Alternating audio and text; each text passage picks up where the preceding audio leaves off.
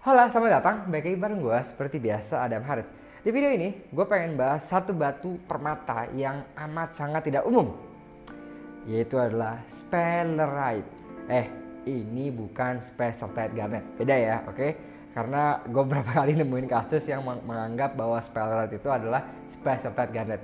Totally two different mineral specimen. So, langsung aja gue akan jabarin kalian apa itu batu sphalerite dan dan karakter-karakter yang terdapat pada batu permata ini. Dan ada satu negara yang terkenal banget menghasilkan batu sphalerite ini. So stay tune, langsung aja gue akan masuk ke sana.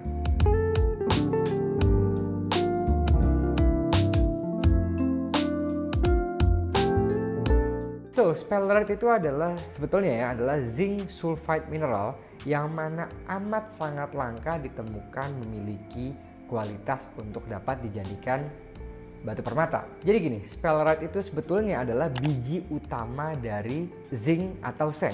Nah, biasanya ketika penambangan zinc dilakukan, mereka menambang zinc, itu suka ditemukan juga batu sphalerite ini. Nah, batu sphalerite ini ketika kandungan iron pada batunya tinggi, maka permata ini akan cenderung berwarna hitam gelap pekat dengan tingkat transparansi yang hampir opek. Oke, nggak tembus cahaya sama sekali. Tetapi ketika ironnya rendah, low iron pada mineral ini, mulailah keluar warna-warna seperti yellow, orange, brown sphalerite. Ini warna-warna yang by the way cukup amat sangat digemari dan sangat amat diburu orang. Salah satu karakter batu ini yang juga mirip dengan spin, yang gue udah bahas di video gue minggu lalu sebelumnya gitu kan, adalah batu ini tuh memiliki dispersion yang sangat amat tinggi, bahkan jauh di atas batu spin. Kalau spin itu dispersionnya di 0,051 ya, diamond kan 0,04 sekian, spin 0,051. Sphalerite ini dispersionnya ada di angka 0,156, sehingga yang terjadi adalah fire-nya itu jauh lebih tinggi daripada spin. Tapi entah mengapa, gue berapa kali menemukan batu sphalerite gitu kan, dia nggak memiliki fire segila batu spin.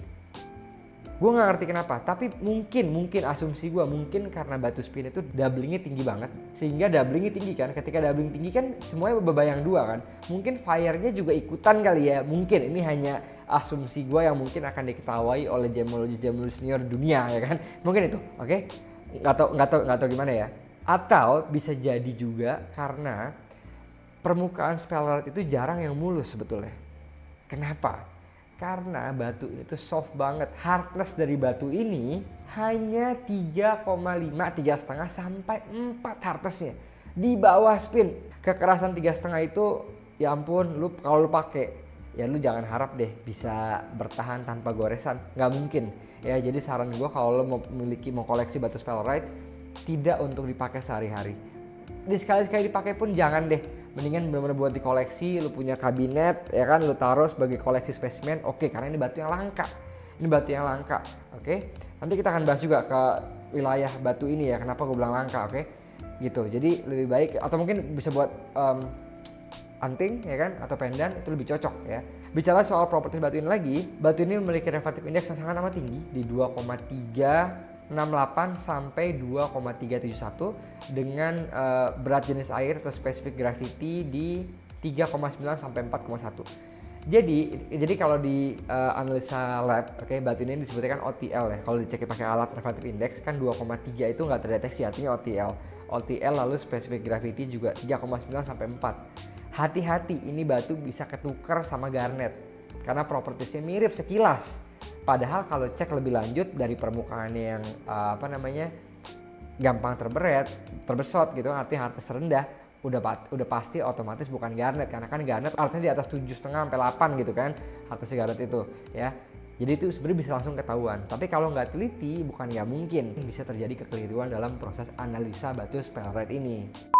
Hola, berhubung banyak yang suka nanya, bang, bisa nggak sih gue mau konsul sama lu dong, bang, lu ada WhatsApp nggak sih gue mau konsultasi segala macam.